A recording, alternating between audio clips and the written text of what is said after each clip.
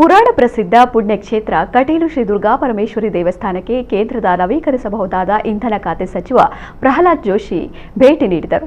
ಸಚಿವರನ್ನ ಕಮಲಾದೇವಿ ಪ್ರಸಾದ ಅಸ್ತ್ರಣ್ಣ ದೇವರ ಶೇಷವಸ್ತ್ರ ಪ್ರಸಾದ ನೀಡಿ ಗೌರವಿಸಿದರು. ನೂತನವಾಗಿ ಪ್ರಾರಂಭವಾಗುವ 7ನೇ ಮೇಳದ ದೇವರ ಬಂಗಾರದ ಕಿರೀಟ ನೋಡಿ ಅದರ ಬಗ್ಗೆ ಮಾಹಿತಿಯನ್ನ ಪಡೆದುಕೊಂಡರು. ಈ ಸಂದರ್ಭ ಲಕ್ಷ್ಮೀನಾರಾಯಣ ಅಸ್ತ್ರಣ್ಣ, ಹರಿನಾರಾಯಣದಾಸ ಅಸ್ತ್ರಣ್ಣ, ಮಾಜಿ ಸಂಸದ ನಳಿನ್ ಕುಮಾರ್ ಕಟೀಲ್, ಬಿಜೆಪಿ ಮುಖಂಡರು ಉಪಸ್ಥಿತರಿದ್ದರು.